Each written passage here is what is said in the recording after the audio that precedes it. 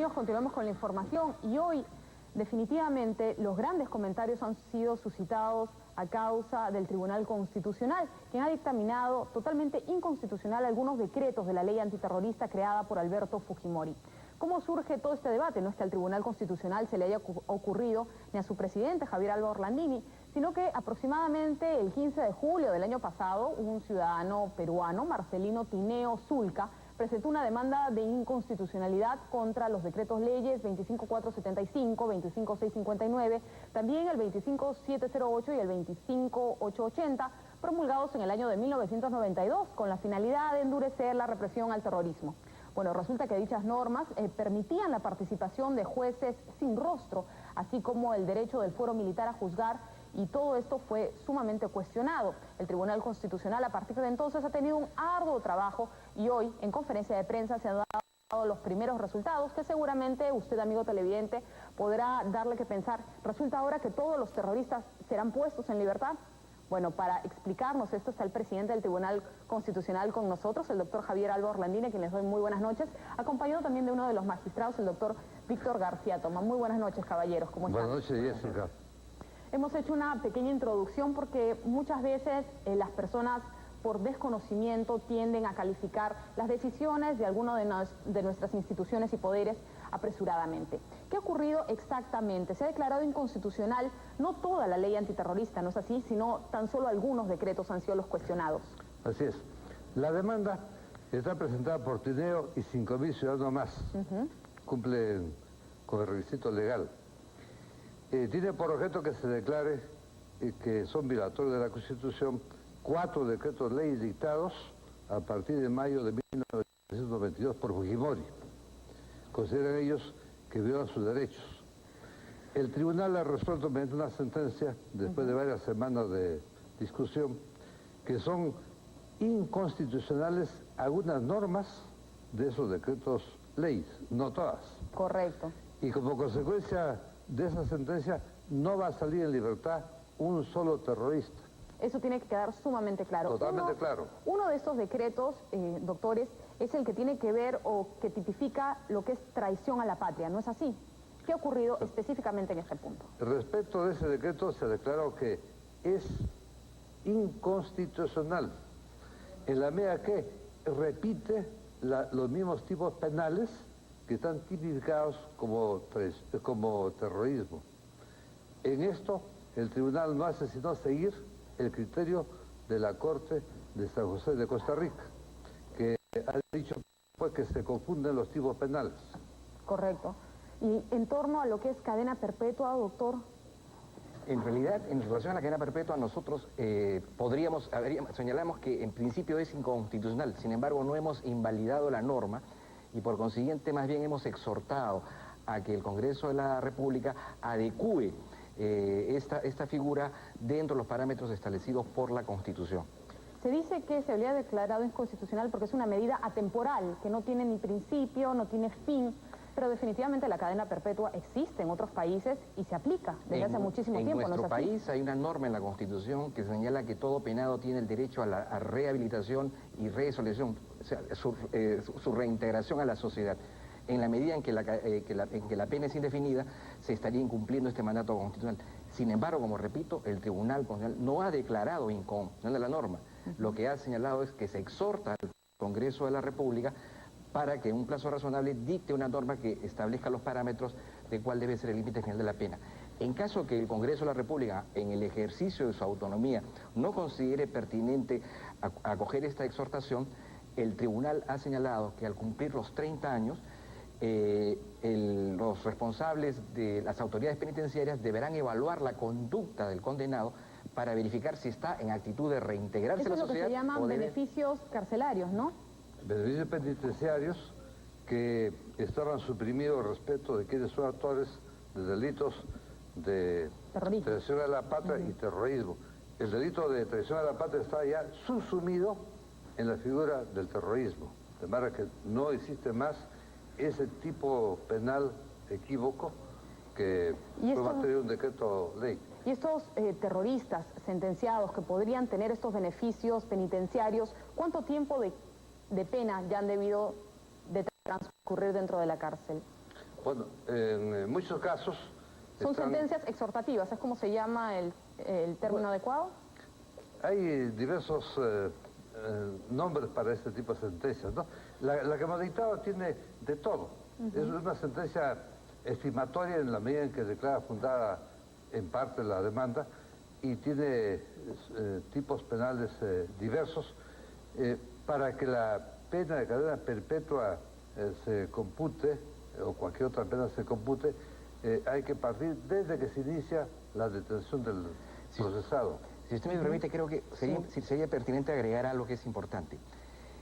Si bien es cierto que todos, que la preocupación del tribunal es velar por los derechos humanos, y se ha encontrado que en efecto, en algunos aspectos de esta legislación afecta el debido proceso y la tutela judicial efectiva, el sentido del tribunal se ha dado en el aspecto siguiente.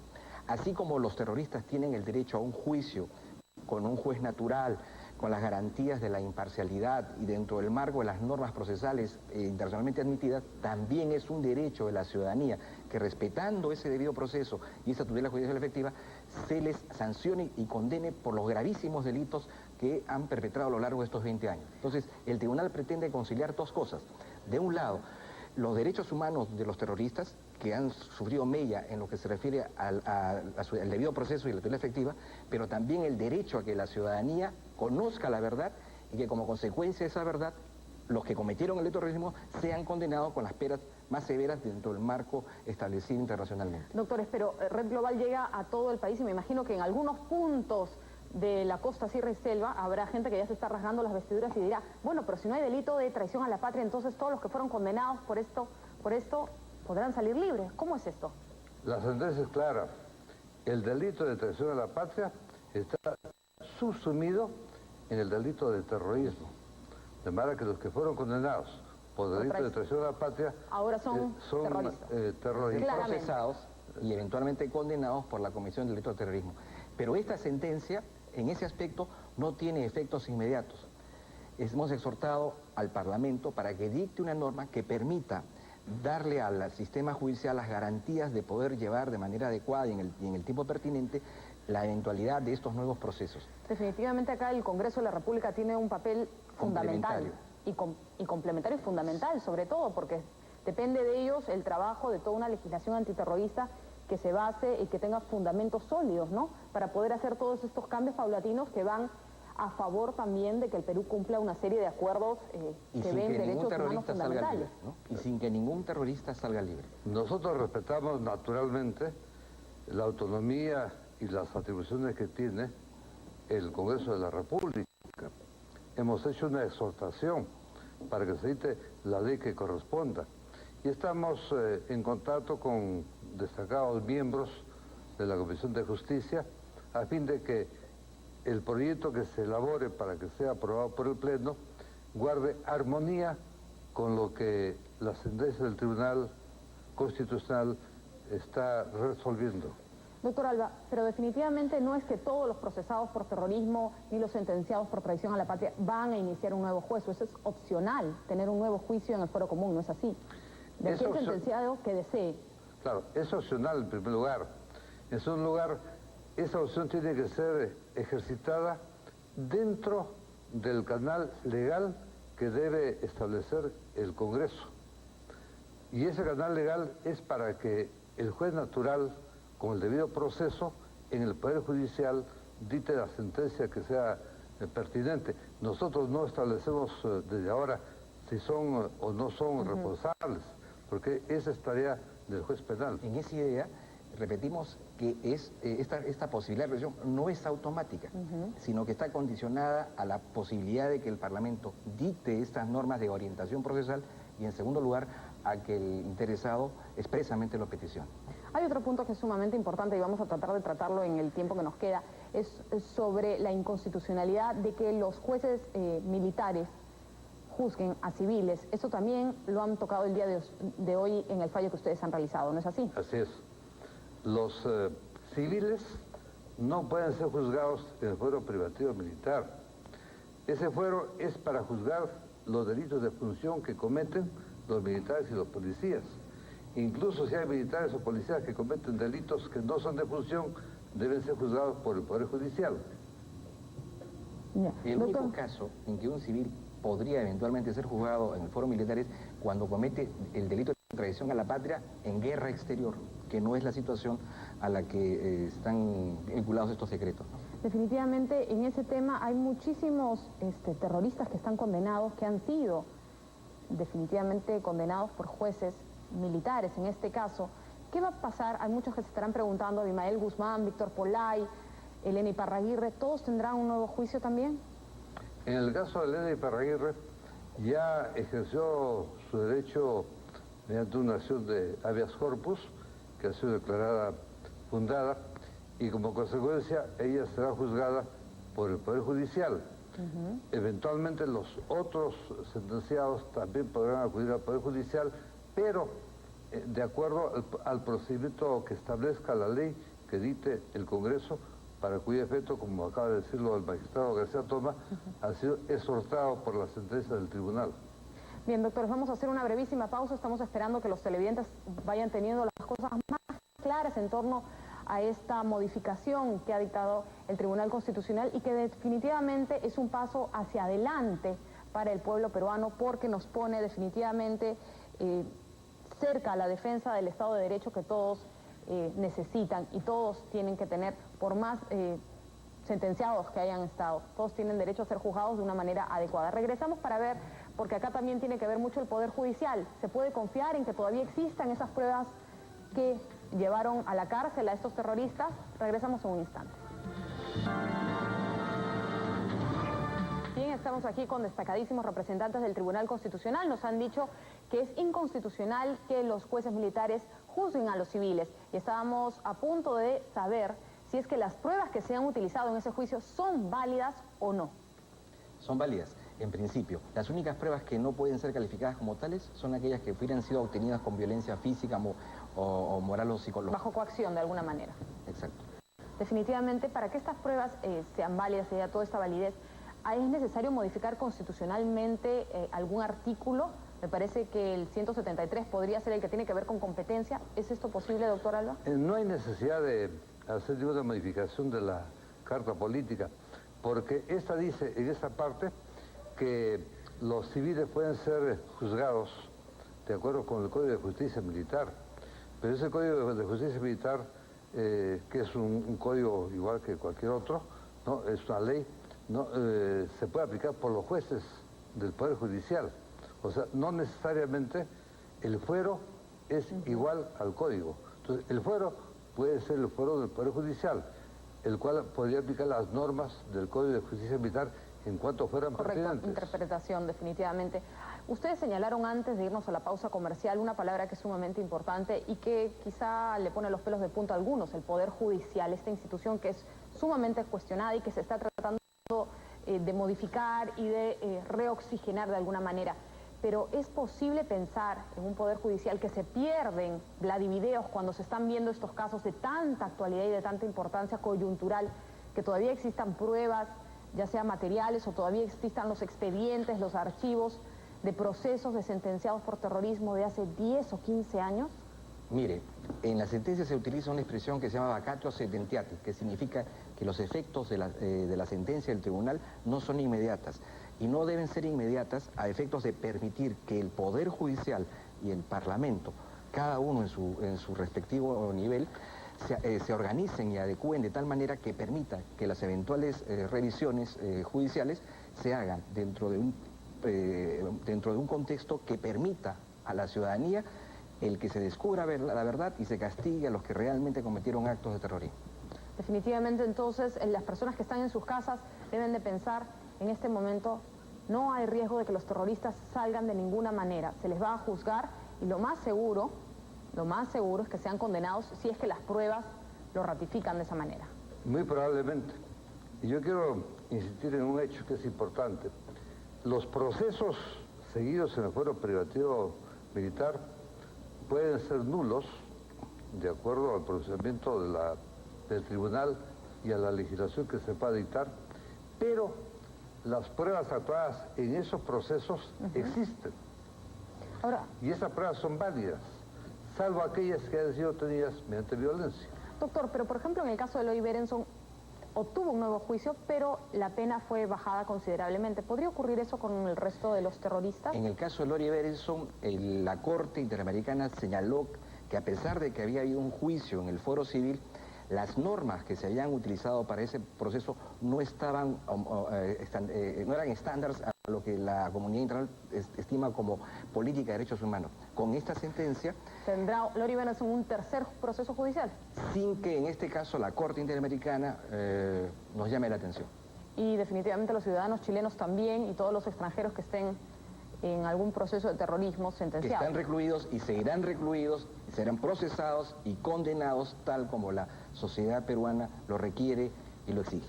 Definitivamente, pero en esta conferencia de prensa que ustedes han realizado el día de hoy, no solo se ha hablado de terroristas, también de los golpistas del 5 de abril de 1992. ¿Qué ocurre con ellos?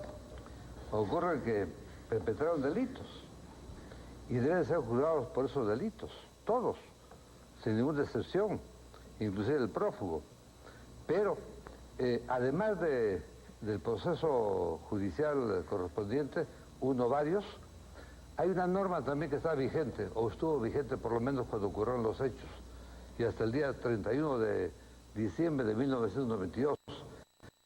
Es el artículo 307 de la Constitución de 1979, en cuya virtud el Congreso tiene competencia, tiene, diré yo, obligación moral ante el país de aplicar la sanción repetitiva. ¿Cuál es?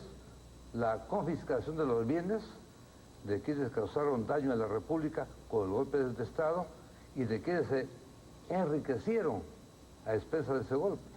Ahí está incluido Alberto Fujimori, definitivamente. Entre otros. Entre muchísimos otros. Y adicionalmente a eso, en la sentencia, hay una parte donde el tribunal fija su posición y señala que residualmente, desde el Estado, se han perpetrado actos de terrorismo. Y que, aspectos como la Cantuta, Barrios Altos y las decenas de estudiantes desaparecidos en la ciudad de Huancayo, por ejemplo, también deben ser objetos de investigación, procesamiento y condena. ¿Cuál es el siguiente paso del Tribunal Constitucional? ¿Qué están estudiando, analizando, que pueda quizá generar toda esta suerte de comentarios, que se van a suscitar definitivamente el día de mañana?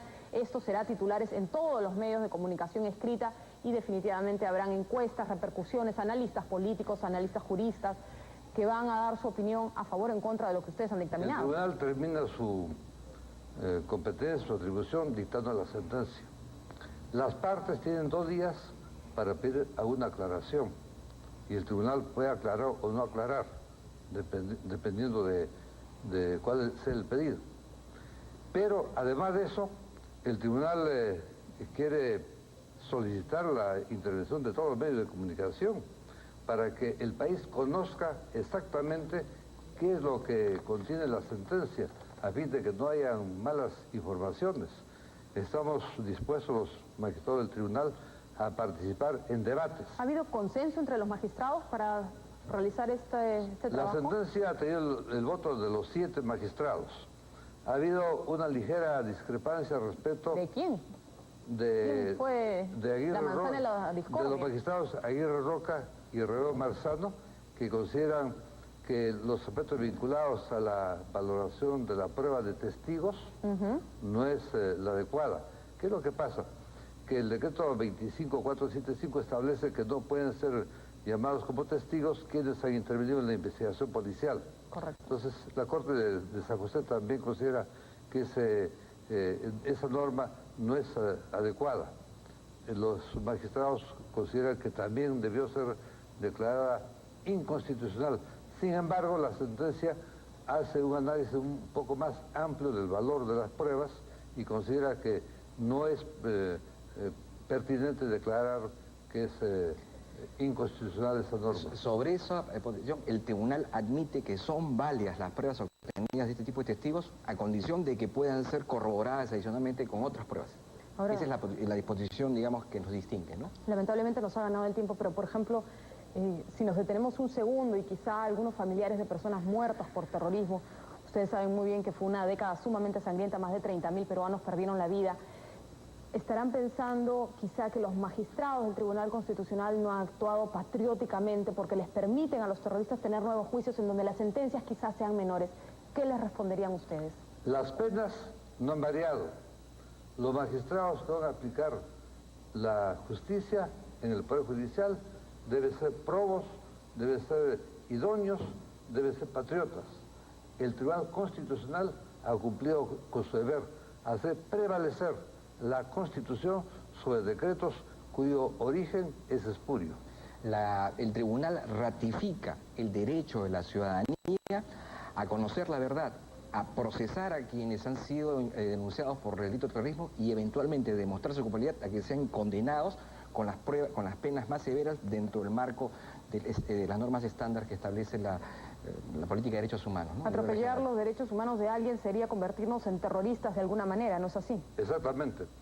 Y Fujimori es responsable de haber aplicado también una política de terrorismo de Estado, como los casos señalados antes, de la Cantuta, de los Barros Altos, etcétera, etcétera.